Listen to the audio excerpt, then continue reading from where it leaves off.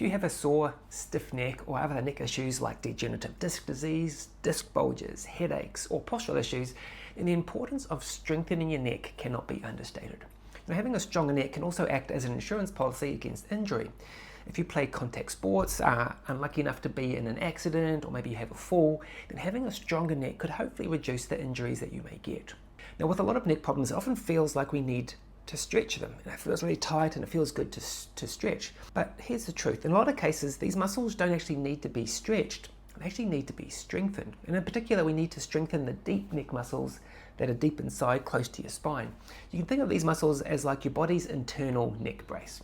Now, if these deep muscles are weak, then it makes sense that these bigger muscles are going to have to compensate, and they get overused, and that's why they often feel stiff and tight. So in this video, I'm going to share with you two of my favorite neck strengthening exercises. The one can easily be done standing against the wall. The second can simply be done laying on the ground. Now, they're very simple to do. They will only take a few minutes, require very little equipment, but they are really, really effective. So let's get started.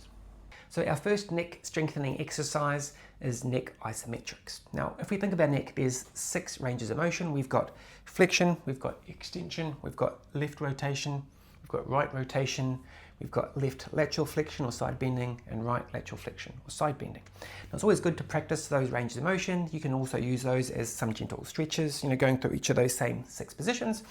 But to turn it into a resistance exercise, all we're going to do is apply resistance to each of those 6 movements. Now, I like to do this against the wall. You could use a folded towel just to give you a bit of padding rather than pushing onto the flat wall. But one of my favorite things to do is actually to use a ball. So this is a netball, but you could use a basketball, a soccer ball, a football, just whatever you've got lying around the house. Now, to do these, we're simply going to come against the wall. We're going to push into the ball, against the wall for each of those 6 movements. So for example, if we're going to do flexion, we're just going to push into it. We're going to hold this for 5 to 10 seconds. We're going to go to the next one. Just above our ear, we're going to side bend or laterally flex into it, 5 to 10 seconds. If we move it forward just a little bit, just the side of our forehead, we're going to turn our head into it, 5 to 10 seconds. Then we can do backwards, push back into it for 5 to 10 seconds. And we're going to work our way around each of those 6 movements. Now, to make it harder, you can either push harder or you could potentially stand further away from the wall and then lean into it. This becomes a lot more challenging. We want to make sure that our body stays nice and stiff and still, though we don't want to have any sort of collapsing in there, okay? So we're going to do 5 to 10 seconds, work up to doing 3 to 5 sets of those, okay? If you haven't done any neck strengthening exercises before, always start on the low side, so 5 seconds each, 3 sets, and then build up over time. Now, one of the reasons I like using a ball is it becomes a little bit more interesting. It's a little bit more novel, and our brains crave novelty. If we're doing something that's a little bit different, a little bit out of the ordinary, it kind of listens a little bit more, and maybe you'll get a little bit more out of it. And also, if it's more exciting to do, or more fun to do, then you're more likely to do it. So what we can do with the ball is, rather than just pushing, then moving the ball around each of those positions, is we can actually try and roll the ball along the wall. So for example, we're just going to start a little bit high when you do this. So push in, doing that flexion, rotate to the side, turn our head into it, move forward just a little bit, tilt our head into it, roll backwards, tilt our head into it. Now you can work your whole way around. Now eventually I'm going to hit this bit in the wall, but you could go all the way down. But then you could also work your way back. And you could do your 5 to 10 second pushes, 3 to 5 sets, working back and forward along the wall. Seems a little bit weird, but just makes it a little bit more interesting rather than just simply standing there pushing into the wall. Now, if you don't want to use the ball against the wall, you can also do this sitting in a chair, but rather than using the ball and the wall as resistance, you're just going to use your hand. So push sideways, turn into it, and work your way around each of those 6 movements again. So it's a very simple exercise, but it's a really powerful exercise to do to start to get some strength back into your neck.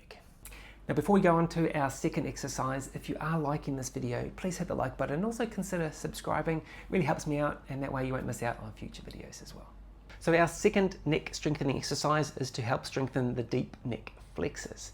Now, these muscles, as I said in the intro, are part of our body's internal neck brace. Now, we want to make them strong, but for a lot of people, these muscles are actually quite weak. We spend a lot of time hunched over, looking at our devices, slouched over computers, slouching on the couch. That these muscles don't really do much, so they actually become quite weak.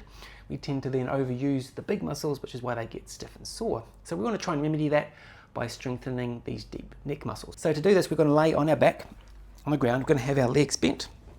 This just takes some of the pressure off of your lower back. Now to do the exercise, we're going to tuck our chin in, or almost think about lifting our head and just rotating a little bit. So tucking our chin in, trying to create that double chin.